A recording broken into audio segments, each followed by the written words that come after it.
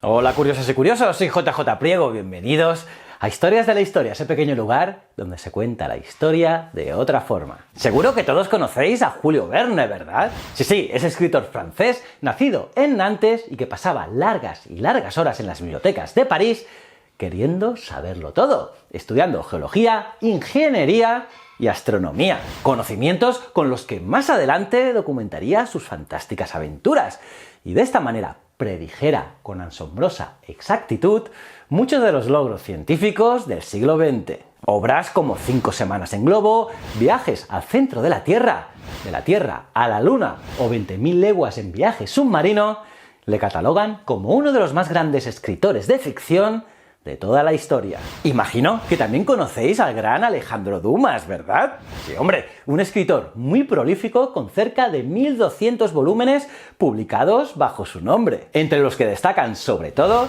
Los Tres Mosqueteros y El Conde de Montecristo. Vamos, estamos hablando de dos genios de la literatura. Pues bien, ¿qué os parece si os digo que estos dos hombres tuvieron un encuentro fortuito? Un encuentro que provocó un duelo por una tortilla. Si queréis saber más, acompáñanos.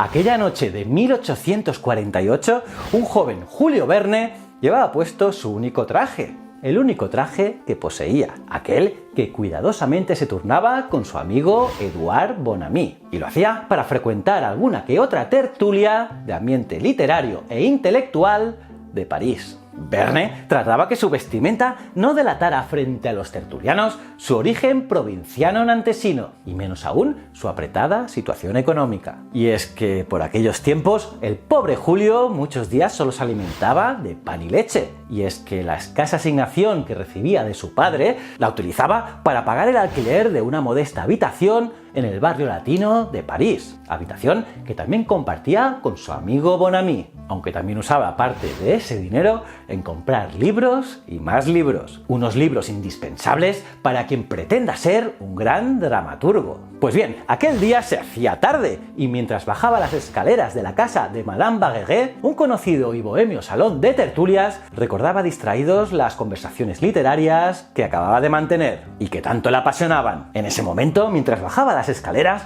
Verne tropezó con un orondo caballero que subía apresuradamente, y lo hacía también resoplando por las escaleras. Estos chocaron y Julio no se disculpó, le miró con altanería y le dijo: «Seguro que usted ha cenado muy bien esta noche». «Perfectamente, joven, nada menos que una tortilla de tocino a la nantesina», respondió el desconocido. A lo que Verne respondió: «Las tortillas a la nantesina de París no valen nada. Hay que echarles azafrán, ¿entiende? Así que, ¿sabe usted hacer tortillas, joven?», preguntó el caballero. «Que si sé hacer tortillas, señor, sobre todo me las sé comer». Y esto contestó Verne. A lo que el caballero le respondió: «Es usted un insolente y le exijo una satisfacción. Aquí tiene mi tarjeta, vendrá el viernes a mi casa a cocinar usted mismo una tortilla». Al día siguiente, Julio Verne cuenta el curioso incidente a su amigo Aristide Ignac, momento en el que saca la tarjeta, la lee y grita estupefacto: «Alexandre Dumas». Sí, resulta que aquel orondo y voluminoso caballero de las escaleras era nada más y nada menos que Alejandro Dumas, el gran escritor y autor de novelas de gran éxito como Los Tres Mosqueteros o El Conde de Montecristo. Y claro, Julio Verne acudió al singular duelo y cocinó la tortilla. Desde aquel momento ambos mantuvieron una gran amistad, y Dumas se convirtió hasta su muerte en 1870 en consejero literario y protector de Verne, ayudándole incluso a estrenar en París alguna que otra obra teatral, aunque con escaso éxito. Pero lo que el gran Alejandro Dumas no pudo siquiera sospechar en aquel momento es que con el paso del tiempo, Julio Verne, su protegido provinciano de Nantes, llegaría a superarle mundialmente tanto en popularidad como en números de tiradas y ediciones. Como curiosidad decir que en 1885, 15 años después de la muerte de Dumas, Verne le dedicaría su novela Matías Sandorf, su propia versión del Conde de Montecristo. ¿Cómo os habéis quedado, curiosas y curiosos? ¡Qué brutal esta historia!, ¿no? Pues nada, escríbemelo en los comentarios. Y si te ha gustado, pues le das un me gusta.